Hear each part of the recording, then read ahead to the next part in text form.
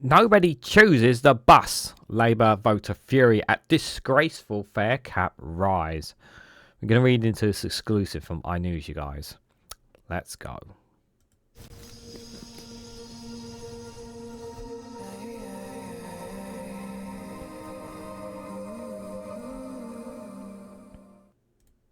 Good morning, good afternoon, good evening, wherever you are in the world. This is Reganelite here with an exclusive from iNews with the headline that nobody chooses the bus.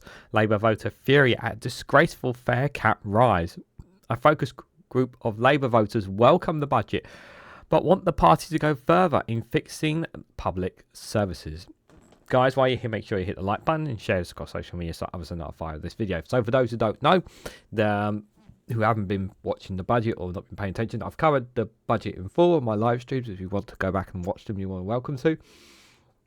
If you want to see some more reaction and feedback to it, you can check out the live stream. The last live stream was a Snowflake Watch as well on that. But for those, just a bit of a recap. Obviously, the bus fare cap is now rising from £2 to £3 from the end of this year. So at the end of this year, it will go up to £3 until the end of 2025. What happens after that, I'm not sure. We'll have to wait and see when the next budget, whenever the next budget will be, to find out if there will be an extension or if it's going to go or what. But I have to say, I really do. I'm totally with voters' fury over this decision. Now, overall, I thought the budget was pretty good. I gave it a 6 out of 10 personally, 6, 7 out of 10 in my view. I know some people are going to hate the budget and hate Labour, and that's totally your decision to feel that way. But on this particular subject here about bus fares, yeah.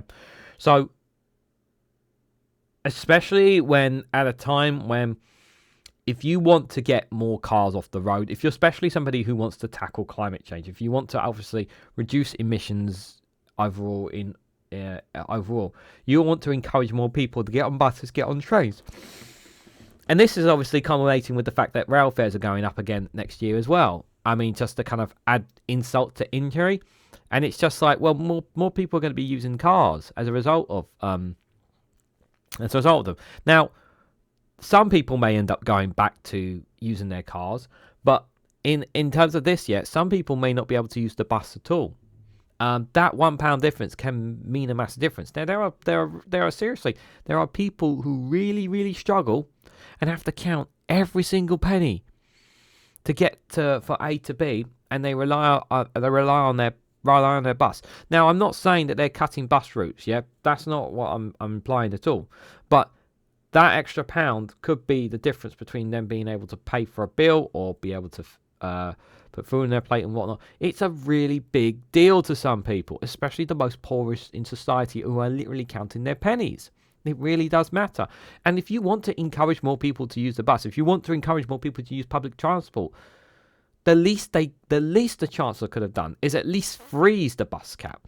I know people were saying, that it should have gone down. I agree. I think the bus fare cap should have gone down. But at least freeze it. You could have at least done that. But no, we froze fuel stamp duty instead. I mean, what kind of message does that send to voters out there in terms of, if you want to encourage more people to use public transport? Because we want people to use public transport more and less reliant on their cars. Obviously, if it gets more people on a bike, great, I suppose. I mean, but I don't think that's. But obviously, the distance for some people can be just too far. Now, I did read somewhere that apparently this won't affect Manchester. But this might not affect Manchester at all because Andy Burnham, the mayor there, obviously he controls the finances because it's a publicly owned bus company there, so he can keep it at £2, the £2 cap there. But the rest of the bus service, obviously, across England, obviously it's a different kettle of fish. So Labour voters have welcomed higher spending on public service in the budget, but hit out at scrapping on the £2 bus fare cap and called for more help for the poorest Britons. A snap focus group of more than 100 people who backed Sir Keir Starmer's party at the general election found the most regard the budget as a good start by the government. Respondents in the group, run by JL Partners on behalf of the campaign group 38 Degrees, suggested they were still concerned about the rising cost of living despite a sharp fall in inflation and wanted ministers to do more to tackle it. Look, I agree that there always needs to be more needs to be done. if I'm honest, this budget is like, is it really tackling all the things that we want? It's better. It is so much better than what we've had with the Conservatives. It has been so much better than what we've had with Conservatives. It really, really has, guys. I know it's not perfect. I know people want more. And there is absolutely rightfully criticism of some parts of this budget, especially about what they're doing with the benefits. I've already screamed and shout about it. But it's better than the alternative, in which is the Conservatives, where everything gets cut. So, in that regard. And people wanted more taxes, by the way, as well. Because guess what? Taxes are good for you, are good. It's just depending on where those taxes come from. The budget features £40 billion in tax rises, mainly focuses on businesses, and an extra £30 billion of borrowing, with money raised spent on inflation-busting increases to public spending and long-term investment. Now, Rachel Reeves has admitted that this increase, especially on the national increase in national insurance employers, she has admitted, she hasn't said on that, but she has admitted it will affect workers. So workers will be affected by this. Despite the increase in minimum wage, there is going to be a knock-on effect to workers. This will affect workers, unfortunately. So that is an unfortunate downer. So she, even though she hasn't taxed working people, she technically has, because of the national insurance rise in employers, because some of them will close down, some of them will reduce staff, and some will just throw that burden on to the employees. Because they want to look after their bottom line, don't they? But Labour voters appear to be unhappy with the decision to replace the £2 cap on bus fare with a new cap of £3, which the government says was unavoidable because the Conservatives have not funded the continuation of the original policy. Now, they made that claim quite a lot in the budget, that there was a lot of things that they did not account funding to. The OBR stated that a lot of things weren't told in the last March budget by Jeremy Hunt, the former Chancellor, as well. So you do have to take that into consideration. Now, I know a lot of people will not take Labour's face for value, but if the OBR is also saying that, I would take that on board as well. If you want to take it with a pinch of salt, you're welcome to as well. 29-year-old man in the focus group said, scrapping the £2 bus fare is a disgraceful decision and will harm the poorest in society and discourage public transport at a time when it is needed more than ever. Working people need to get to work. Nobody chooses the bus. You get on the bus because you have to be. Yeah. People get on the bus because they have no choice. There's a little village of shops and whatnot down the road from where I live. But if I want to do like proper shopping, you know, my partner prefers to get the bus, even though it's like 10-15. It's literally like less, like 5 minutes on the bus, but it's still like a 25 minute walk from here. I prefer to walk it, but for some people, obviously, that's a long 20-25 minute walk. It's still a long walk for some people.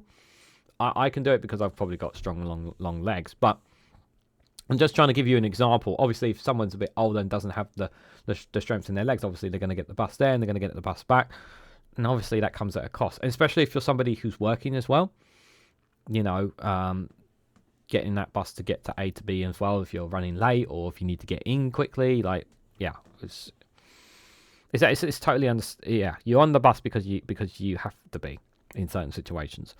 But for some it's like they don't have a choice. They have to eat this up whether they like it or not. A 33-year-old customer service worker added, the people who take the bus are less likely to be well off because they don't have a car. Why punish them? And a 26-year-old said, they're taking away the poorest from the poorest of people again. Yeah, this is exactly the point. Why are we not, like, literally, like, I believe, so some of the numbers that I've seen around is like it would cost like a couple of I don't know, can't remember the exact number off the top of my head of how much it would cost to subsidize this for another year. But like you can find the money somewhere to subsidize this. Like there, I'm sure like you could take a little bit of like off, I don't know, like the richest in society somewhere, like a slight increase in like in a bit of tax somewhere from them to pay for this cost. It's not going to hurt them, but yeah, it's really not that hard to find the money here to pay for this. It really isn't. Another respondent, a 13-year-old female teacher, criticised the decision not to scrap the 2-child benefit cap. Yeah, this was one of my big negatives as well. The two-child benefit cap remains. However, I do want to stress this as well, and I've stressed this in other places. They are doing a kind of assessment on child poverty, that review that will come out in spring, I believe, or autumn next year. But that doesn't change the fact that people are still poorer off as a result of that two-child benefit cap staying in. The Prime Minister announced the bus fare change in the days before the budget. He argued that funding the £2 cap introduced by the Tory government was due to run out at the end of the year, and that Labour would keep the cap but raise it by 50%. The Tories only funded a £2 fare cap until the end of 2024, and therefore it is the end of funding in relation to the £2 bus fare, he said on Monday. I do know that this matters, particularly in rural buses, and that's why I'm able to say to you this morning that in the budget we will announce that there will be a £3 cap on bus fares until the end of 2025. Because I know how important it is, so I'll be there in the budget on Wednesday. Our government has argued it needs to fill a £22 billion black hole left by the Tories, something previous government denies, and overall Rachel Reeves raised taxation by £40 billion, the most in the budget since 1993. Asked whether they felt the budget had addressed their personal concerns about money, 31% said it did, and 35% said disagree with the rest on the fence. A 34-year-old man administrator praised the minimum wage and added, as a working mother, this will be help for childcare. An IT manager has said this national minimum wage going up is great, and the national insurance contribution by employers and not employees is a good thing. The investment into the NHS is much needed, and Rachel Reeves has done an excellent job of trying to get us back on track. But a 70-year-old woman warned there isn't anything substantial to help with the cost of living, nothing for poor pensioners. Another younger respondent said they need to address what really matters to the UK, rising prices and everything where people can't afford to eat decently.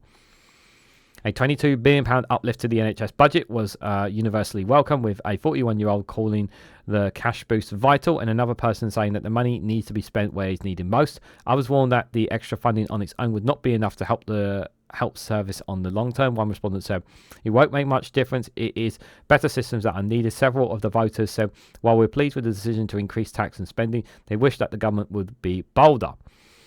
Tom Lawberg of JL Partners said, overall, Labour voters in our panel gave the budget a mixed car report. The positive praise was handed out for the increase in the national living wage, and the £22.6 billion for the NHS was offset by concerns that the cost of living crisis was still there and wasn't addressed.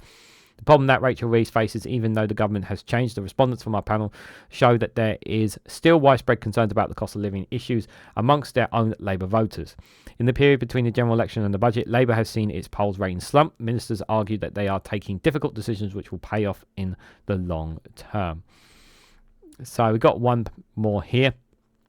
Labour voters think more could be done, by Matthew McGregor here, saying, it's a good start, but there's definitely more that could be done. In a nutshell, this quote from a 38-year-old sales assistant, it sums up the response to the budget from those who voted Labour at July's election. It's a direct quote from the rapid response voter panel that pollsters JL Partners carried out immediately after Rachel Reeves' first budget speech yesterday on behalf of our organisation 38 Degrees.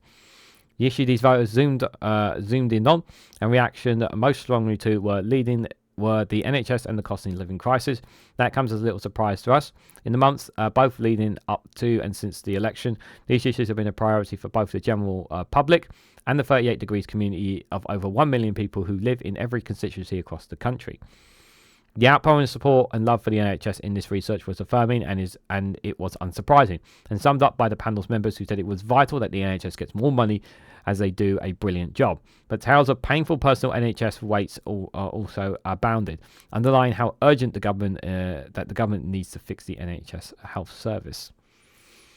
The best news in 14 years was the one voter described the 6.7% rise to the national minimum wage, a move that garnered widespread support from the panel, alongside disappointment about the lack of tangible immediate help with the cost of living for most people.